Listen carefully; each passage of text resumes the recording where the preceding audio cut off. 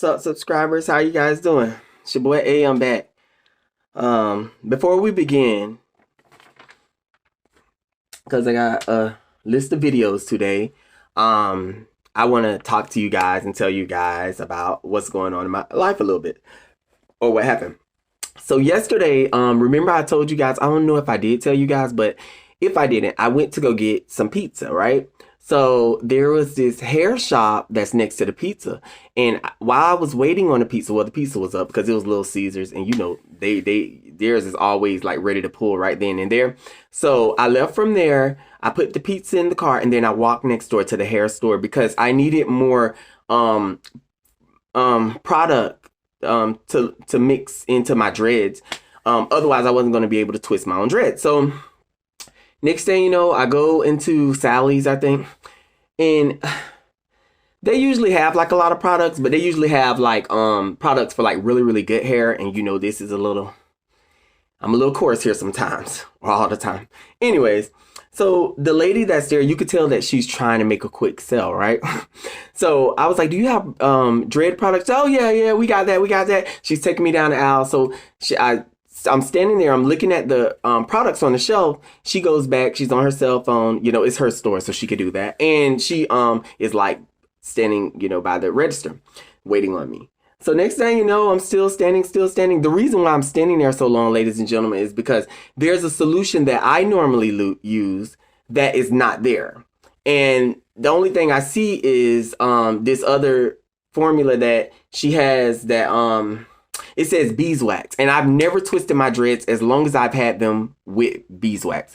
I always heard like bad things about beeswax, that it'll make your dreads snap off and all that stuff. And for that very reason that I just never went to it. I always avoided it. But I would use I think it's mango, Jamaican lime, something like that. You guys know exactly what I'm talking about for those of you that have hair.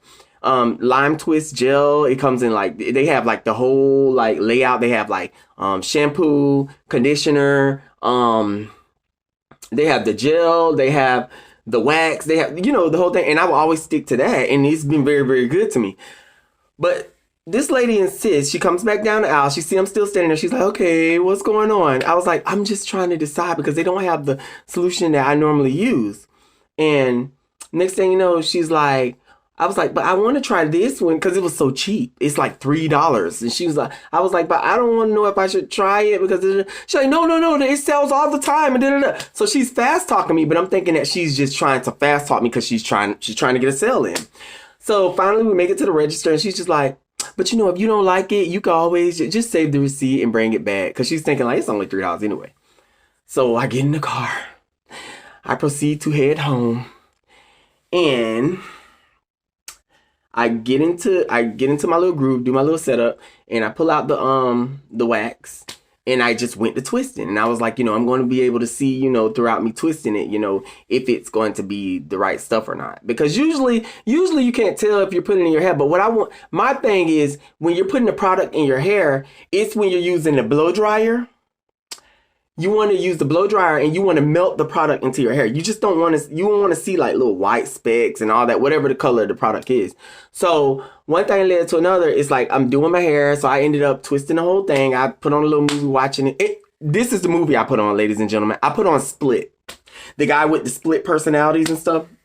So I'm watching that movie and I'm twisting my hair, and finally I finish and I blow dry it. Yo, first I was using the product like halfway through, and then when I seen like that it just wasn't really no residue and stuff, I'm like, hey, I might, because I was going to use the product that I normally use. I had like a little bit left. I was going to use that for the top of my dreads, but instead I went ahead and said that, you know what, this is doing so good, I'm just going to use beeswax throughout, you know, my whole head. And ladies and gentlemen, when I tell y'all, after I got done with that blow dryer, my dreads look so fresh. I even learned a new technique on how to twist my hair. Twist my hair and make them tighter, like towards the scalp and stuff. But you know, when you're doing it yourself, you just want to be done. And I love the way it made my hair. It actually added some weight to my hair, and I love when my hair is heavy. I know, right? A lot of people want their dreads to be light, but I love when my dreads heavy. And like when I move like this, it got a little body to it. Look, ladies and gentlemen. But my dreads, like, you know, I've always twisted my own dreads, so they don't have that. You know how some people's dreads are really neat. They don't have that. So it's like, because it kind of gives off the like Rasta look, like the real Rasta dreads. So I love my dreads. I know I came a long way, ladies and gentlemen. I still, to this day, I look in the mirror and I'm just like, wow, we've got history. Cause like I told you guys, when my hair was this short, I had dated my first narc. And I just never wanted to forget that experience. I wanted to realize, no, this is so real and this is something that you experience in your life. And I'm just so happy that solution really worked. Oh, by the way, so ladies and gentlemen, you guys see a lot of pictures on my YouTube. Let me tell y'all something. I went out last night, and those pictures that you see are with people that I know. That usually when I frequent the bar, I see these people. And I have pictures with a lot of my friends, but those people I just don't have any pictures with. So I'm like, let me get pictures with them. Put it, on my Facebook, and I put them on my Facebook, but I love bringing my stuff to YouTube because you guys are so accepting. It's a whole different field over here. It really is. Like, you guys are so sweet. Y'all are very interacting. You know what I'm saying? You guys are very encouraging. On Facebook, it's not that. So, they're like, very like haters, and Facebook can be a crab sometimes, you know what I'm saying? And it's just, but I go over there and I leave all my stuff because I've put so much content out over there, like pictures and music and blogs, and you know what I'm saying? So it's like every so often I just post some and but I love them, but whatever. So anyways, I know I done talked y'all ear off. Oh yeah, I forgot to tell y'all what happened last night at the club. So at the club, right, I'm just chilling in the bar, having a good time, and then there's some people that, and we're very familiarized with this person. They're just so extra, And it's like, you could tell these people haven't graduated to the better version of themselves. Like, they're just like, stuck in this bubble and just always like, they could, this type of person that drank and then be upset and want to take it out on people and So they walk up to me really fast and they kind of like grab my dreads, which I told them that last week, don't do that. Like, I mean, I'm a human being, respect me, They grab my dreads and twist it like that and pull them, and my friends looking like, what? Like, it was so crazy. The reaction from my friends, like, ladies and gentlemen, you never know who got your back until you're actually in a situation. Because I was like, so I'm trying to come, because one of my friends is just sitting there and he's listening. He's listening to the conversation. Shout out to Calvin. I love you so much, Calvin. I do. That's like my brother. That's my childhood friend. And he's listening to the conversation, but he was alert, like, okay, what's going on? Because I need to know if I'm going to have to jump into some shit. And I'm like talking to the guy that's so like confrontational. I'm like, look, why you act like that? Why you being like that? We go and have a good time. But why? I'm trying to calm him down, but I'm also letting Calvin see that it's not that type of party. Like, this ain't no, this guy's crazy. So when Calvin seen it, he's just looking like, okay, what in the hell is wrong with him? But to make a long story short, ladies and gentlemen, because I done took out 8 minutes of y'all time and I'm so sorry. But it was just that after that happened, then I go back outside later on throughout the night, and this person is talking loud. They're saying this, saying that, and I still try to diffuse the situation, but they're just all loud and belligerent and all that. And it got to the point where there was like security out there, and there's other people, and they weren't coming for me, but they were just standing out there. So they see the whole thing. So if this fight was to escalate into something big, they will automatically know, of course, who's the aggressor and whatever. But it didn't do that. It was just like, I'm standing there, I'm just like trying to ignore it. And then finally I said, I've had enough. I was backed into a corner again and forced to defend myself. I don't know if this person will ever make it to this video. I'm not really sure. I mean, these videos, some people come, some people don't. I'm pretty sure this person probably don't be on YouTube like that. They off the chain wild. But it's like, leave me alone. Like, I come out to have a good time. I don't have time for drama. Like, I'm the type of person, I don't have time for confrontation. Even when I was younger, I didn't have time. The only time I would check somebody is if they were trying to check me or come for me. I'm not the type of person, I don't like violence. I'm not a violent type person. I feel like you shouldn't have to fight unless you're having to fight for your life or fight for one of your family members or fight. But I don't have time for that, okay? I don't have time for that aggressive horseplay in the club. And then all of a sudden, the fingers are pointing at me and I'm back. Like, stop. Like, for real. We're humans. You know? It's so... Y'all, it's so aggy. It's so aggy. Y'all just don't realize. It's stressful. And then the crazy part about it is, like, I work all week. So this is the one day that I get to go out. And every time I've been going to this bar, it's just been the same old crap. And I just feel like a lot of people do certain things because they secretly like you. They secretly have a crush, or some people be secretly jealous, or something. Like, I don't have time for that. I didn't come to feed you guys y'all misery. You know what I'm saying? I'm here to have a good time. Damn. When it's all said and can I at least vent there? Good gosh. Ladies and gentlemen, we're going to jump right back into the narcs, okay? And what we're going to talk about is how the narcissists love jobs that give them attention, okay?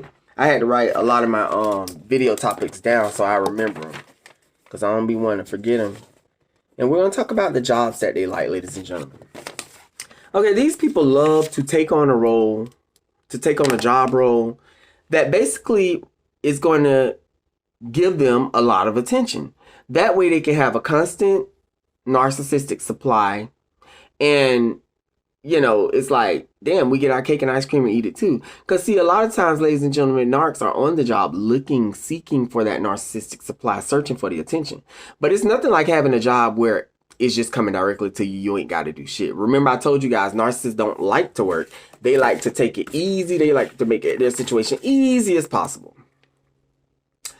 So, and that's the reason why when you guys aren't taking the manipulations, they decide, oh, time to discard you. Time to move on to the next, because they need somebody that's just going to let them treat them like shit. The kind of jobs that give a lot of attention that narcissists like they'll become like a cashier, because they know that it's going to be a high traffic area. People are always going to have to see them and interact with them. They'll take on, like, and this could be at fast foods, this could be at retail stores, this could be at what do you call it? This could be like, you know, like in the mall, or I mean, it could be at a toll. You know what I'm saying? They also love the role of telemarketers. Anything that have human interaction, so that they can get narcissistic supply. They'll take the job as a stripper. You know, they want people just admiring their body, and they're so toxic. Like, I mean, I'm serious. Like, you got some of them, they so infatuated with their own body, and everybody don't even see them that way. Like, it's crazy, like, ladies and gentlemen. But these people will take on these job roles just to have narcissistic supply flowing in constantly. You know what I'm saying? And it's just, you know, a lot of people, you know, they don't understand it, but it's the truth. You know, they'll take on these roles and responsibilities just to be seen. And I don't understand, like, you know, these are the type of people that if you're out with them, and let's just say you start like real deal, like showing off and strutting your stuff, they'll give you words and say stuff like this. You know, I'm not the type of person that have to flaunt it. I let action show. Actions speak louder than words. Or you know, or something like that. They'll say something like that, in it, basically saying like, you're doing too much this and this and that. But then when you turn your back, these people are twisting harder than you, walking harder than you, trying to be seen. Hey, how you doing? Like, practice what you preach, narcs. You know, it's the pot calling the kettle black, ladies and gentlemen. It's crazy. But they do this. I will see you guys at more videos. And this one, I just kind of sort of just wanted to cover that one. Oh yeah, y'all definitely got to see me in the next video. Definitely got to see me in the next video. And if you guys haven't subscribed, go ahead and subscribe. I think I'll start telling them that in the beginning of the video, because I really don't have time to... I mean, I could, but I just don't have time to take my videos out of my phone, put them on my laptop, make a sign that says subscribe now. That's too much, right, ladies and gentlemen? So maybe I should just, in the beginning of the video, come up with a phrase. Could you guys help me come up with a phrase that I could say that will encourage people to subscribe and that they're at the right spot. Because see, what happened, ladies and gentlemen, is people will see my video and they'll watch it and they'll like it, but they don't know if the content is consistent like that. So what they'll do is they'll continuously go floating somewhere else. And then what happens is, ladies and gentlemen, we lose our empath. You get what I'm saying? We don't want them on other narcissistic channels. We need them to come home, okay? Home is where the heart is, and this is the real deal. I will see you guys, okay? You guys have a lovely day, and I'll see you guys in the next video. All right, I'm out. Love y'all. Bye-bye.